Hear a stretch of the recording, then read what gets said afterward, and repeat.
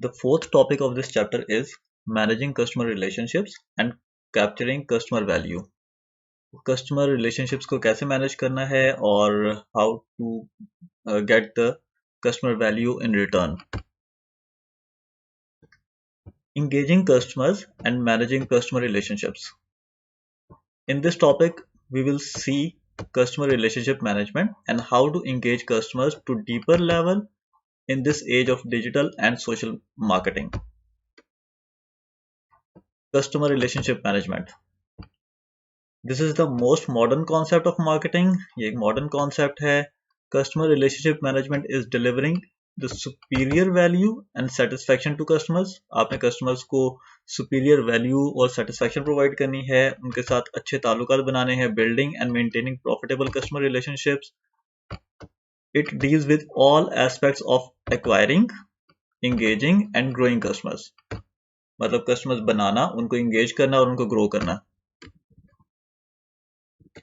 Relationship building blocks क्या हैं जी इस रिलेशनशिप के?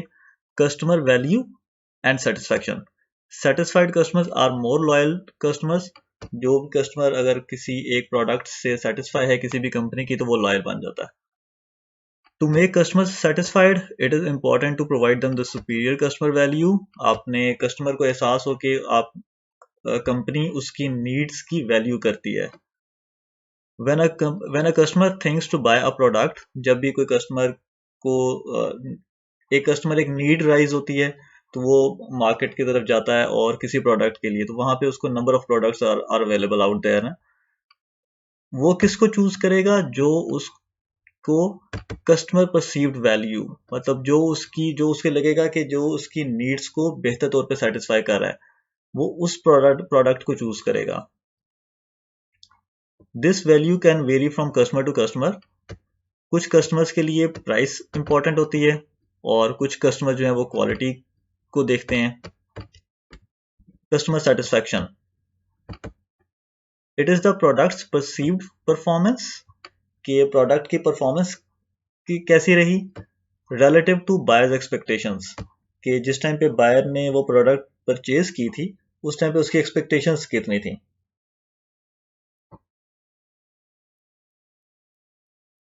If performance is less than expectations, अगर तो परफॉर्मेंस कम थी एक्सपेक्टेशंस से तो customer is dissatisfied. If product performance matches the expectations, अगर तो सिर्फ वो पूरी थी कि जितना कस्टमर ने एक्सपेक्ट किया था उतना ही उसने परफॉर्म किया तो कस्टमर इज सेटिस्फाइड. और अगर वो if product performance exceeds expectations, अगर वो एक्सपेक्टेशन से एक्सीड कर जाती है उसकी performance, then the customer is highly satisfied और डिलाइटेड.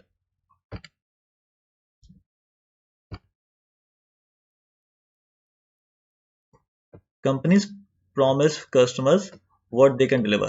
कंपनीज कस्टमर्स को वो प्रॉमिस करती हैं जो वो डिलीवर कर सकती हैं, या फिर and deliver more than they promised and customers expectations.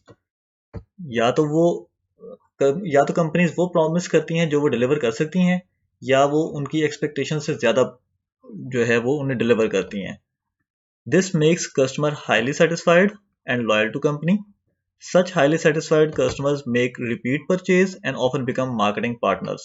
मतलब अगर कस्टमर एक लॉयल है और आपसे सेटिस्फाइड भी है तो आपको मार्केटिंग पार्टनर भी बन जाएगा. वो अपने कलीग्स को भी बताएगा, to their peers, friends, colleagues and family. वहां पे भी ये मैसेज ट्रांसमिट करेगा और उनको भी आपका कस्टमर बनाने की कोशिश करेगा. As a result company will achieve the goal of marketing making profit. Customer relationship levels and tools. Organizations can build relationships with customers at different levels. It depends upon the target market. Customer के साथ different levels पे relationships बनाए जा सकते हैं. There are following two extremes. First is offering quality products or services on very cheaper rates in the market. कि आपने customer को cheaper rates पे सस्ते दामों एक quality products provide करनी है. In this, the companies cannot call each and every customer. इसमें companies हर कस्टमर के साथ ताल्लुकात बनाने में नहीं रहती. मतलब हर कस्टमर को बुला के या उसको जो है ना बार बार उनके साथ रिलेशनशिप मैनेजमेंट में नहीं जाती.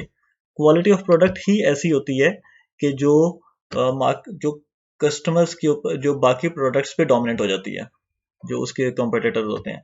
फॉर एग्जांपल प्रॉक्टर एंड गैमल इनकी छोटी छोटी मतलब सस्ती प्रोडक्ट्स हैं, जैसे पैम्पर्स हैं, और ये डेली यूज की प्रोडक्ट्स हैं, डायपर्स हैं, एरियल है, सर्फ है, पैंटीन शैम्पू है।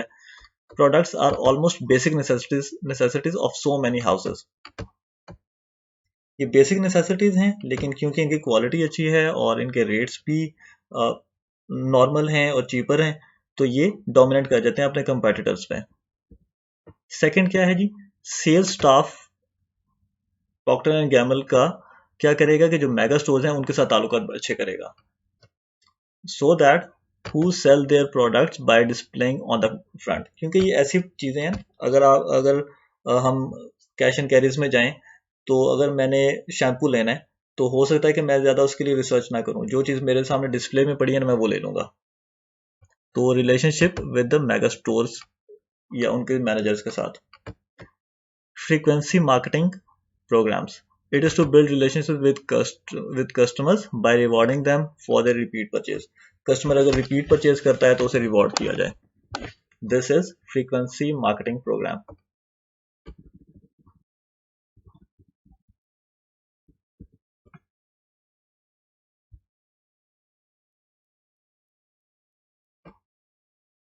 Customer engagement and today's digital and social media. Customer engagement is different from the old marketing. पुराने दौर से ये मुख्तलिफ है। पुराने दौर में क्या होता था, just selling products to consumers.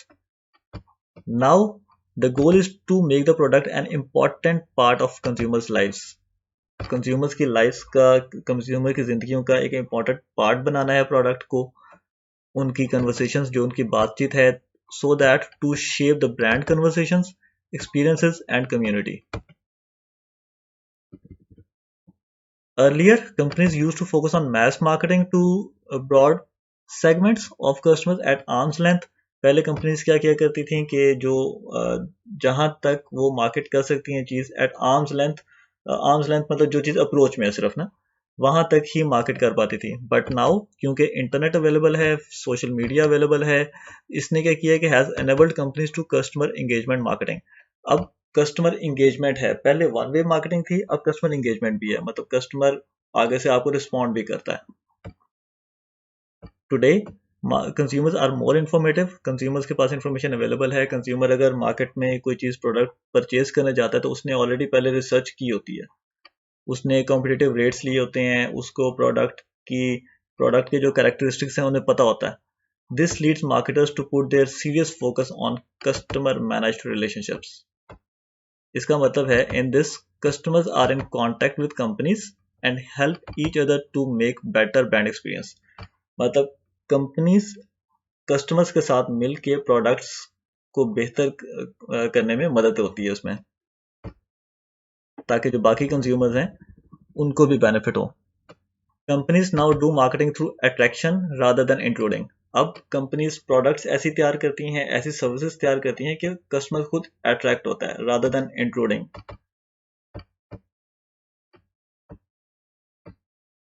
Including कहते हैं दखल अंदाजी को वैसे।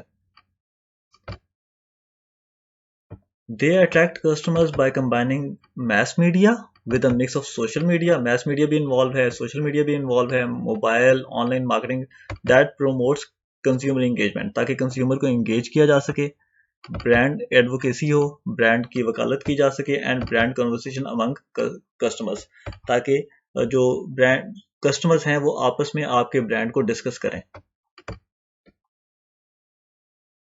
डिस्कशन ऐसे भी हो सकती है कि एक कस्टमर ने एक चीज यूज की, एक प्रोडक्ट आपकी यूज की, उसे पसंद आई, उसे बेनिफिट हुआ और वो हाईली सेटिस्फाई था, तो उसने दूसरे कस्टमर्स को भी, अपने फ्रेंड्स को भी इसके बारे में डिस्कस करके बताया। Consumer generated marketing, in this type of marketing consumers play their role in shaping their brand experience and of others. मतलब कस्टमर्स क्या करते हैं कि कंपनी की प्रोडक्ट को इम्प्रूव करने में मदद करते हैं, ताकि वो अपना नेक्स्ट टाइम के लिए उनका अपना एक्सपीरियंस भी अच्छा हो और दूसरों का भी अच्छा हो।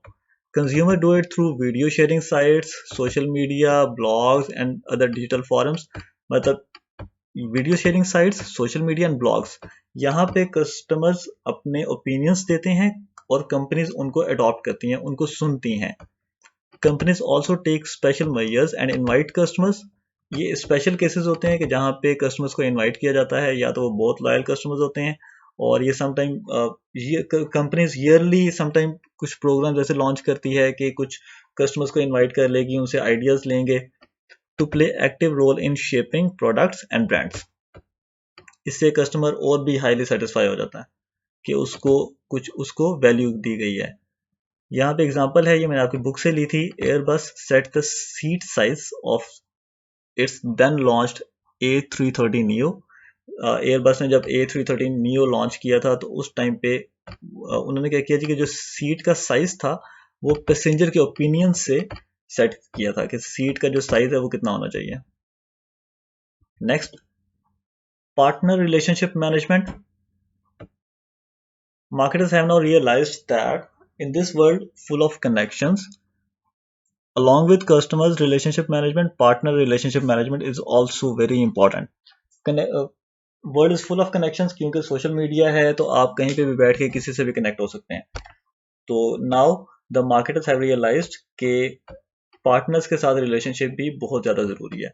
It is important to keep strong bond with internal and external partners. Internal partners में आपके एम्प्लॉयज़ आ जाएंगे, और एक्सटर्नल पार्टनर्स में जो आपके डिस्ट्रीब्यूटर्स हैं या जो सप्लायर्स हैं वो सब। Each and every functional department होगा यहाँ पे, can now interact with customers to know about their needs and preferences. कि हर डिपार्टमेंट का जो कोई भी एम्प्लॉय है या कोई भी फंक्शनल डिपार्टमेंट है वो कस्टमर्स के साथ इंटरेक्ट कर सकता है उनकी नीड्स के बारे में जानने के लिए और उनकी प्रेफरेंसेस को जानने के लिए। It is also important to keep strong relationship with distributors and retailers, क्योंकि डिस्ट्रीब्यूटर्स और रिटेलर्स ही आपके प्रोडक्ट्स को कंज्यूमर तक पहुंचाते हैं। Then efficient supply chain management includes to keep the good relationship with suppliers and components to final product and that are carried to final buyers।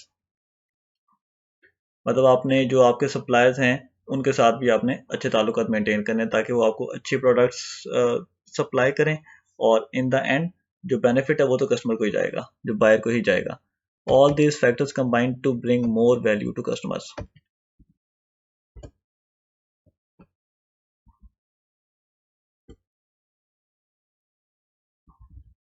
Next, capturing value from customers. Customers से value कैसे लेनी है। This is the final step in marketing process. Capturing value from customer is in form of sales, market share and profit.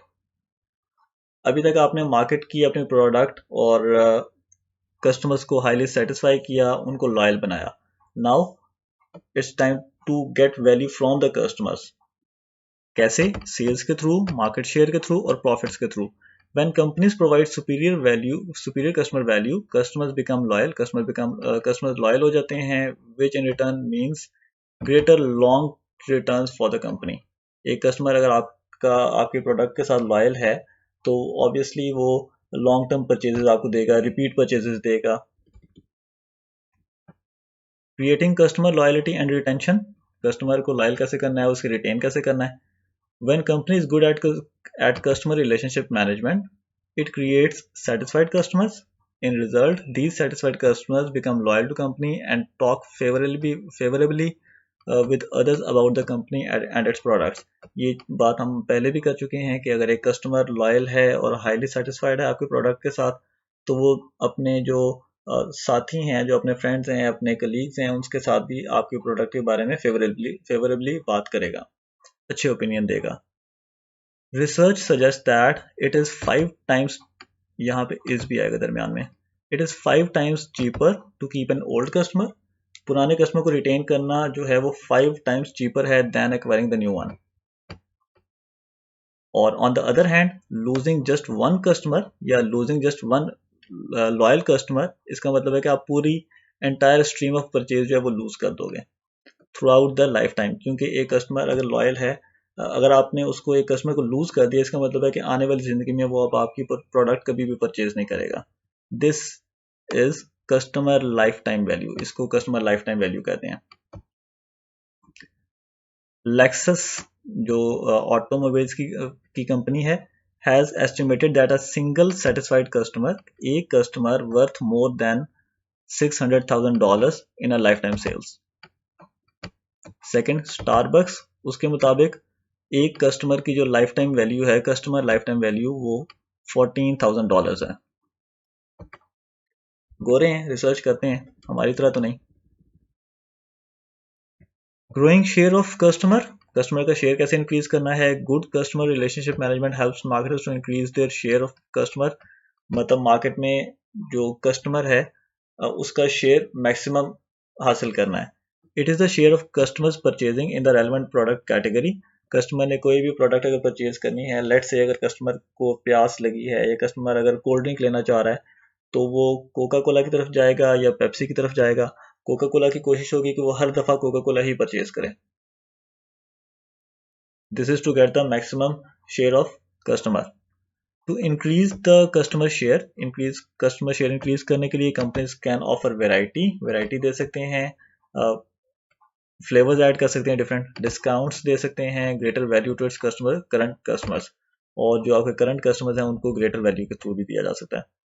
Examples, banks want to increase the share of wallet, के customer के जो customer है उसके wallet में जितने भी पैसे हैं वो उसका ज़्यादातर शेयर कस्टमर बैंक चाहता है कि वो बैंक में रखे, अकाउंट में रखे। व्हाट डू एयरलाइंस वांट, के एक जो कोई भी एक पर्सन है वो जितना भी ट्रैवल करता है उसका मैक्सिमम शेयर ऑफ ट्रैवल जो है वो उस एयरलाइन के साथ हो। These were the examples.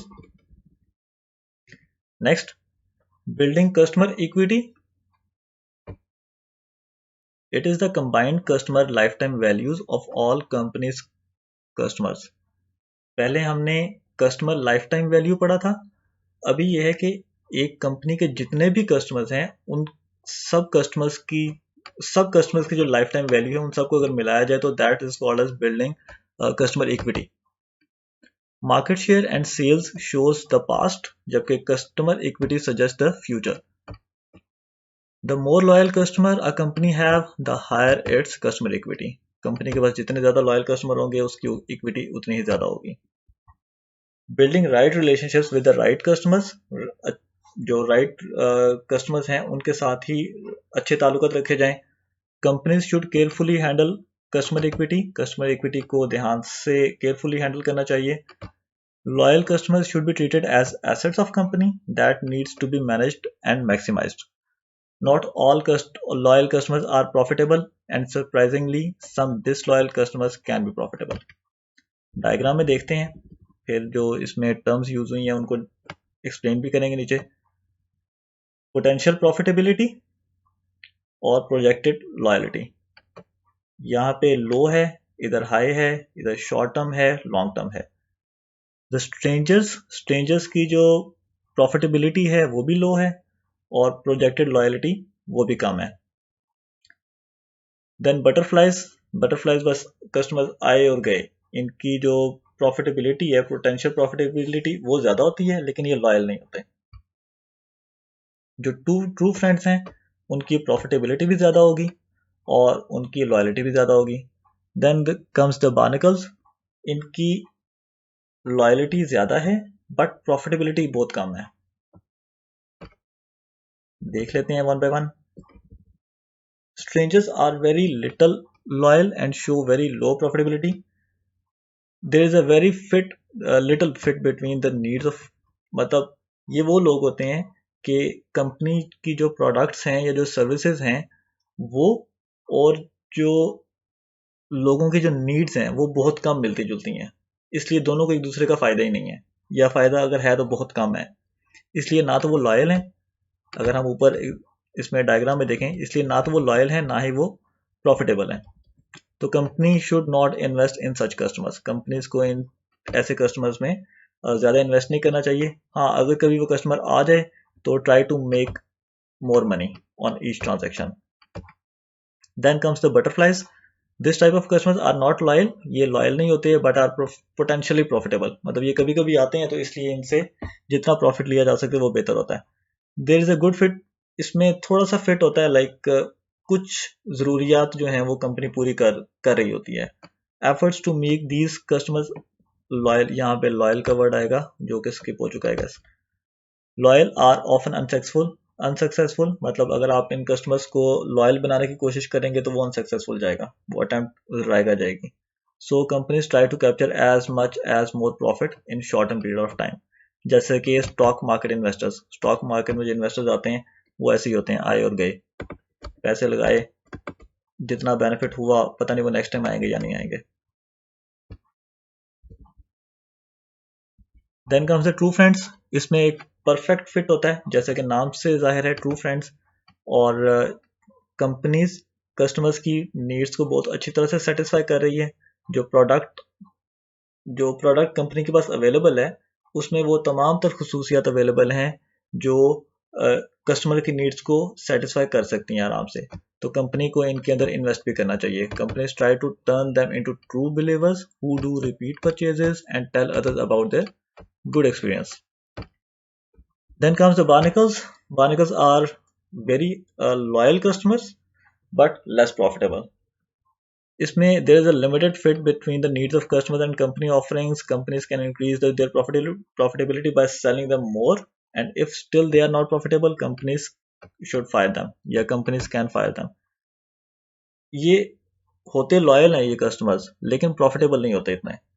Example बहुत अच्छी है यहाँ पे। Small customer of bank.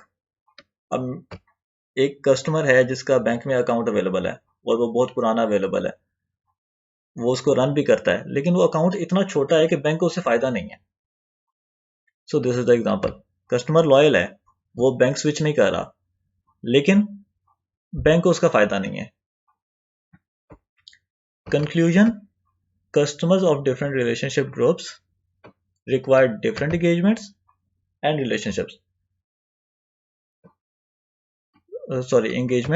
relationship management strategies, and aim is to build the right relationship with right customers. जो कस्टमर्स डिफरेंट रिलेशनशिप ग्रुप से ताल्लुक रखते हैं उनके लिए अलग-अलग स्ट्रेटजीज होनी चाहिए, रिलेशनशिप मैनेजमेंट स्ट्रेटजीज, और एम कंपनी का एक ही होना चाहिए कि maintaining the right relationship with right customer.